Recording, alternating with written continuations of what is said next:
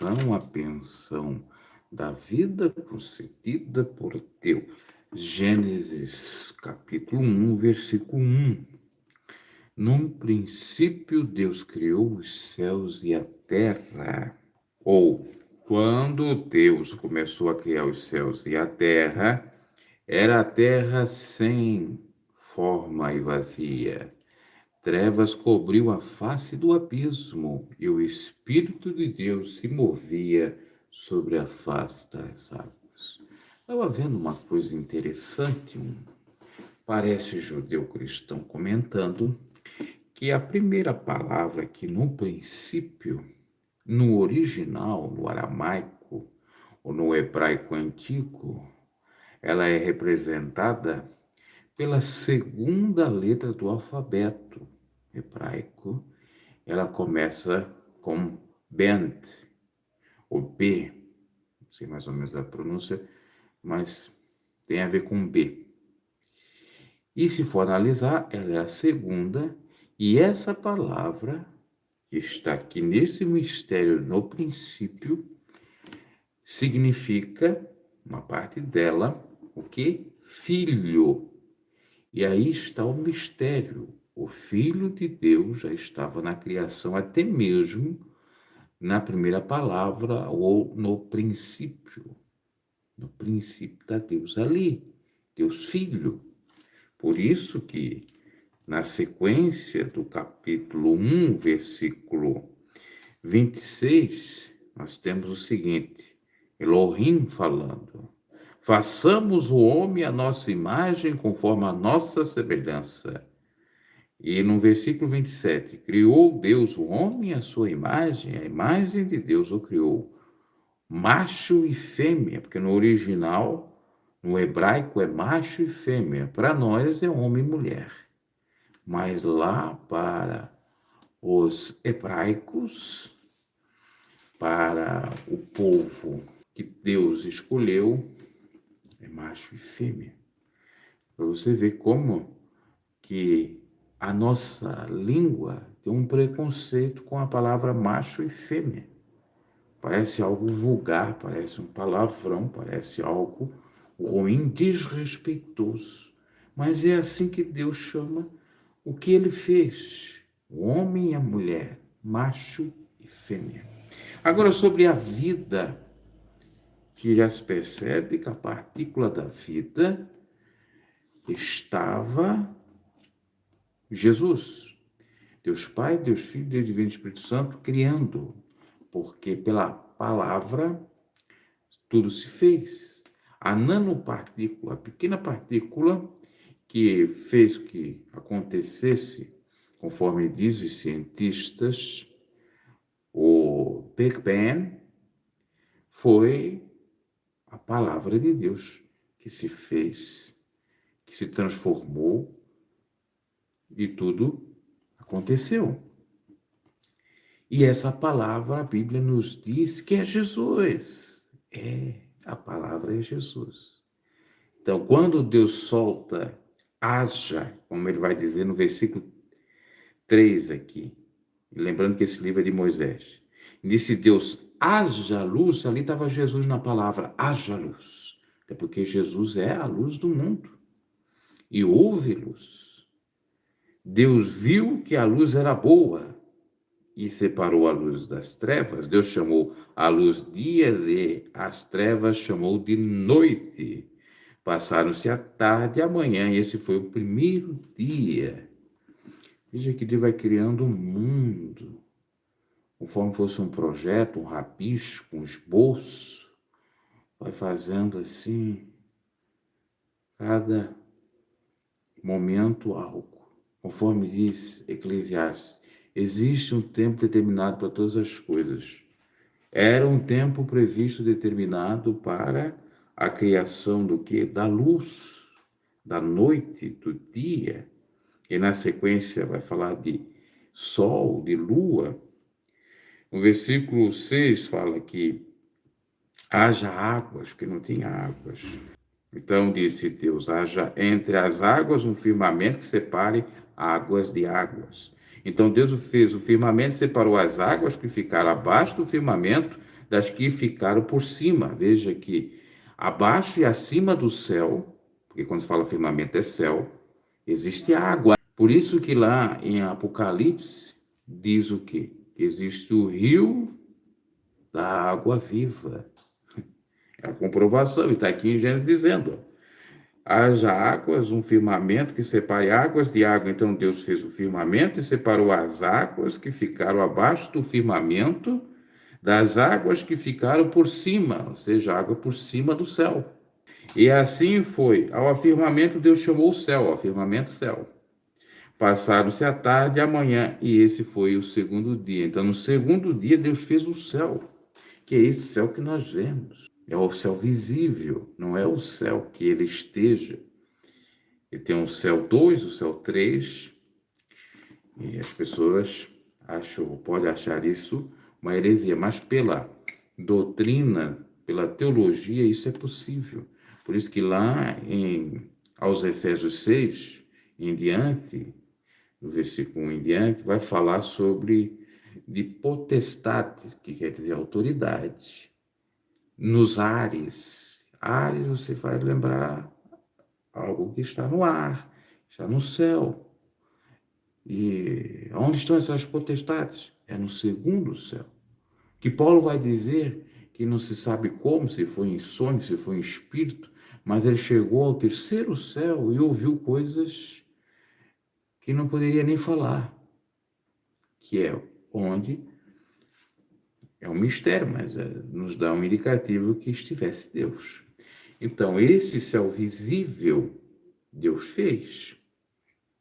A gente vê. Depois tem o segundo, onde estejam esses espíritos caídos, ou demônios. E o terceiro, onde Deus está. E provavelmente nesse terceiro é que tem as águas, que tem o rio lá da vida. Mas outros não acreditam nessa teoria, vão dizer que o céu vai ser aqui na terra, que a terra vai ser restaurada, de certo modo vai. No entanto, todavia, nesse momento, nesse estado atual da terra, essa linha de raciocínio é bem plausível.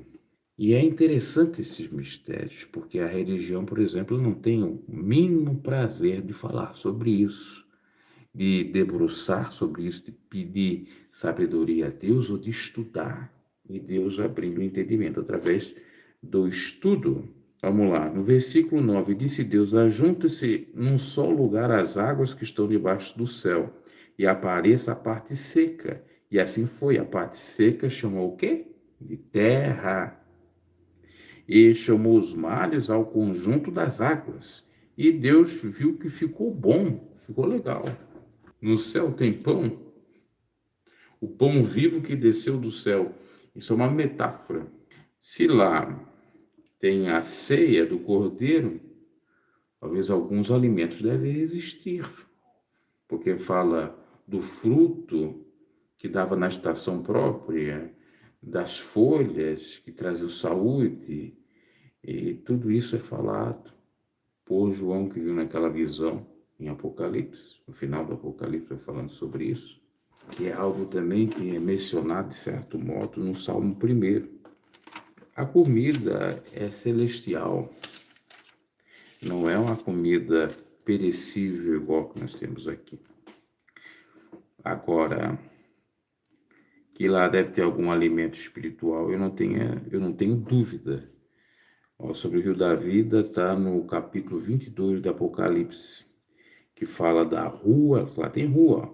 Então o anjo me mostrou o rio da água da vida, que era claro como cristal, fluía do trono de Deus e do Cordeiro, no meio da rua principal da cidade. É uma cidade.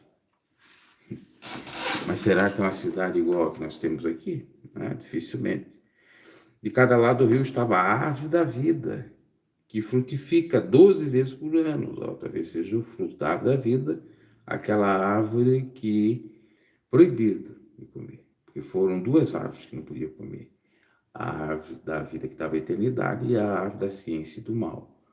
Uma outra que permitia. Tem muitos que só falam de duas, mas eram 3 árvores naquela metáfora referente a o pecado original, no caso Adão e Eva. Muito bem, mas vamos voltando aqui. Vai deixando o like aí se você gosta de conteúdo cristão, de comentário bíblico, de reflexão bíblica. Não fique curioso analisando o que vai ser falado, deixa ser falado, porque aqui é a live desse tema aí de Gênesis. O que significa Gênesis? O princípio, nada mais do que isso. Talvez eu não vou me alongar pelo simples fato de que tem muita coisa aqui para meditar. Talvez aqui um preâmbulo da mensagem que em breve eu vou fazer dessa forma em short. Vamos lá, estávamos no versículo 9, vamos para o 10. Aliás, já até li o 10. A parte seca Deus chamou terra e fez os mares. Então disse Deus, cubra a terra de vegetação, plantas que dê sementes e árvores, olha só, e árvores cujos frutos produzem sementes de acordo com as suas espécies. E assim foi. A terra fez brotar vegetação, plantas que dão sementes de acordo com as suas espécies, e árvores cujos frutos produzem sementes de acordo com as suas espécies. E Deus viu que ficou bom. Passaram-se a tarde e a manhã, e esse foi o terceiro dia. Então, o primeiro dia, luz. Segundo dia, água, terra e mares. Terceiro dia, vegetação, sementes, árvores. O homem é o último a ser feito lá no sexto dia, que a gente vai continuar numa próxima reflexão. E é interessante a vida, porque quando há a luz já é vida. Você não sabe disso, não? O sol é uma vida, a lua é uma vida, a terra é uma vida e tem prazo de validade por conta do pecado. O mar também é vida, tudo é vida.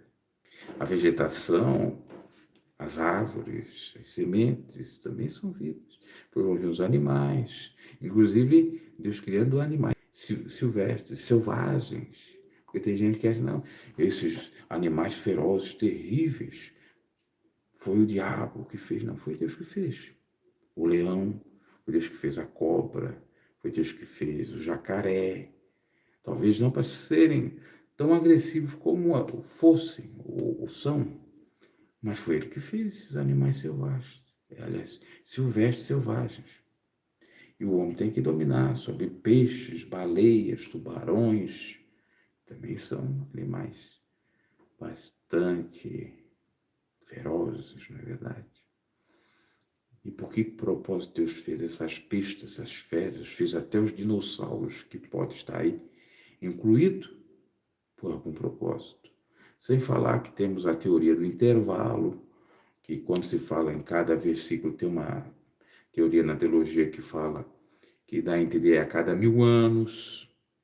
Então Deus fez, digamos, a luz em 1000 anos, depois em 2000 anos fez a terra, as águas, o rio, os mares. No terceiro milênio, Deus estaria fazendo, conforme a gente leu aqui, o quê? A vegetação.